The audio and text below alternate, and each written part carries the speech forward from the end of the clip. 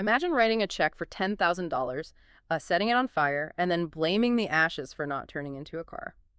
I mean, that's a painful image, but yeah. Right. Welcome to the deep dive.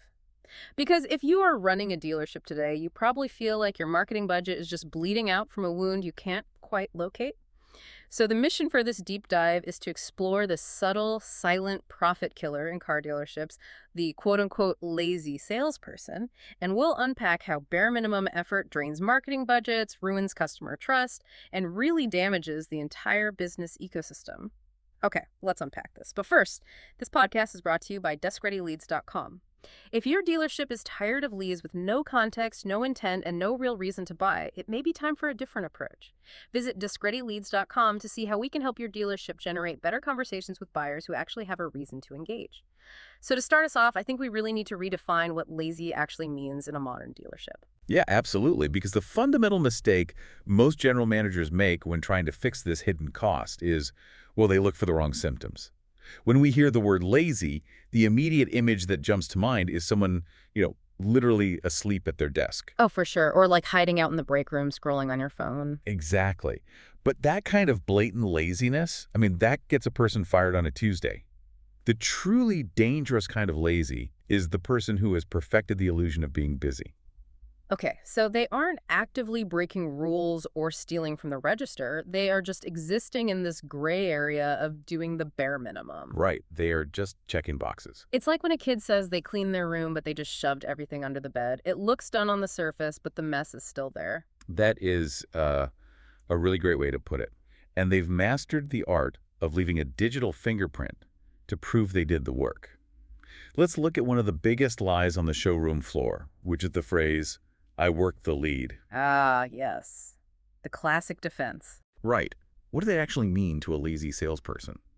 It means they called once, left a voicemail, sent a generic text that said something like, "Hey, are you still interested?" And then they set a CRM task and moved on. Just to create an alibi? Exactly. Yeah. It is not follow-up. It's just a digital footprint so they can point at the screen and say, "Look, I touched it." They use the exact same script for everyone, like just checking in or "When can you come in?" Oh, man. And customers can literally feel that laziness through the phone, can't they? Oh, absolutely. They know they are just a number on a checklist. There is zero curiosity about why the customers submitted the form in the first place. Which is crazy because those leads don't just appear out of thin air. They come from the dealership's really expensive marketing budget. Precisely. And this is where the money just evaporates. You spend thousands of dollars on Google ads, Facebook ads, third-party leads, you name it. But marketing just creates attention. Right, getting the raised hand. Yeah, right. Sales has to turn that attention into a conversation. If a customer submits a lead and the salesperson waits 2 hours to respond, that money is completely wasted. Gone. Or if a customer submits a form looking for payment relief and the lazy salesperson just texts, "Are you still interested in a car?" the money is wasted. Context is completely ignored. But wait, aren't some leads actually just bad? I mean, how does a manager know if the lead source is actually garbage or if the salesperson is just, killing the campaign? Well, what's fascinating here is how lazy staff quietly control the entire marketing strategy. Yeah. Yes, bad leads exist, but lazy staff neglect the hard leads because they require actual work. Like asking questions and uncovering pain points. Right. Say a customer clicks an ad for trade-in help, but the salesperson never even asks what they are driving. They just fail at the basics until the conversion rate tanks and management turns the campaign off. Wow. So they trick management into killing a viable campaign just by being apathetic. Exactly. They blame the lead source. They'll say, "Oh, Facebook doesn't work," or "These leads are trash." Yeah, that's terrifying, especially when you contrast that lazy approach with the modern buyer, because today's buyer is hyper-informed. Oh, totally. The days of a customer just wandering onto the lot with zero research are basically gone. The modern buyer's checking payments, comparing interest rates, reading reviews, and submitting forms to multiple stores before they ever speak to a human. So they are moving fast. Very fast. Speed, context, and trust matter more than ever. And then you compare that modern buyer's expectation with a CRM graveyard created by a lazy salesperson. Right. You look in the CRM and it's just endless notes saying LVM or sent text or no answer. Which tells you absolutely nothing. A good CRM note tells a story. What does the customer want? What's the trade info? What are their objections? A lazy note is just a dead end. So what does this all mean for the old leads? Like, if a salesperson is just waiting around for fresh walk-ins, what happens to the people who went cold, say, 60 days ago? Well, lazy salespeople hate old leads. They despise them. Because it feels like a waste of time to them. Yeah, exactly. But a real professional knows that follow-up requires specific questions. What ad did they click? Did they mention credit? Was it a Spanish language campaign? A customer whose payment was too high 60 days ago might have totally different expectations today. Right. The market changes or their situation changes. Exactly. And contrast a lazy text with a good video walkaround. Instead of, hey, you still looking? A pro sends a video saying, hey, Nick, this is the Silverado you asked about. Let me show you the specific features we talked about. Oh, wow. Yeah, that completely changes the dynamic. It's personal. It builds instant trust. But the lazy salesperson won't take the 3 minutes to do it. Which is wild.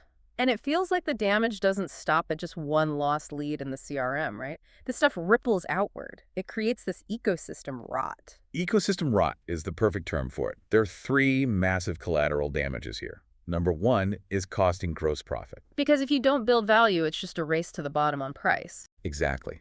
Lazy selling creates immense price pressure. If you don't know the inventory and you don't uncover their motivation, the entire deal becomes solely about price. You aren't explaining why the car is worth it. Makes total sense. What's the second collateral damage? It hurts the BDC, the Business Development Center. Oh, the folks grinding on the phones all day. Right. The BDC fight to set the appointment, the customer shows up, Yeah. and the lazy salesperson treats them like a random walk-in. They don't read the notes, the car isn't ready. The customer has to repeat their entire situation. Here's where it gets really interesting. It's like a relay race where the marketing and BDC sprint their hearts out to pass the baton, and the anchor leg just drops it and blames the track. I love that analogy. That's exactly what happens. And it crushes the morale of the BDC. And that leads to the third damage, which is alienating your top performers. Because the good salespeople end up carrying the dead weight. Exactly. Your best salespeople are doing the heavy lifting, making the calls, shooting the videos, and they watch the lazy ones survive purely on floor traffic and easy laydowns. It creates massive resentment. And the lazy ones always have an excuse, don't they? Oh, always. They were buried in negative equity. They were just looking. I texted them and they ghosted me. But the true lifetime cost of that lost deal is huge. It's not just one missed commission. No, it's the trade-in you didn't get for your used lot. It's a finance income, the warranty sales, the service relationship for the next 5 years, future repeat purchases. It is tens of thousands of dollars walking out the door because someone wouldn't ask a few basic questions. While a good salesperson knows the inventory details, like, a clean history or what has a good story, the lazy one just stands there waiting for the customer to pick a car. Precisely. So if all this destruction is happening, why doesn't it stop? I mean, we have to look at management, right? Lazy salespeople only exist because management allows them to. Oh, absolutely. I'll bring the hammer down on management here. The CRM stays a graveyard if nobody with authority checks the notes. Right. Busy managers are not the same as accountable managers. Just because you're busy appraising trades doesn't mean you're holding your floor accountable. You have to understand the critical difference between a salesperson lacking skill and one lacking will. Tell me more about that. Skill versus will. Well, a salesperson lacking skill might be undertrained. They don't know how to handle a tough trade conversation, but they ask questions. They want to improve. They have the drive. Right. But a salesperson lacking will, that's the lazy one. They make excuses. They repeat bad habits. You can train skill, but you have to demand will. So if speeches at the Saturday morning meeting don't work, what does actual day-to-day accountability look like without just screaming at people? It looks like specific measurable standards. Response time standards, like every lead gets touched in 10 minutes. Yeah. CRM note standards, so no more just logging left voicemail. Okay, so making them tell the story in the notes. Exactly. Video follow-up standards. And same day, no-show follow-up. If an appointment misses, you call them that same day. And we connect this to the bigger picture. Culture teaches faster than formal training. Meaning if the new guy sees the veterans being lazy, they'll just copy it. Exactly. Hiring better people won't fix a store that tolerates lazy habits. The managers have to inspect what they expect. That makes so much sense. So to recap our journey for you today, lazy isn't just about sitting still. It's about shallow work. It burns your marketing spend. It alienates the hyper-informed modern buyer. It forces the dealership to compete on price. And it really only survives because managers fail to inspect what they expect. The difference between a transaction and a relationship is quite simply effort. It really is.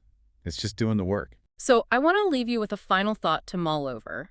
Even if you aren't selling cars, look at your own daily processes. Are you doing things just to check a box and leave a digital fingerprint, or are you actually creating value? What lazy metrics is your own industry tracking as success, and how much is that illusion of productivity secretly costing you? That's a powerful question to ask. Definitely. Well, thank you for joining us on this deep dive. Keep asking the tough questions, and we'll see you next time.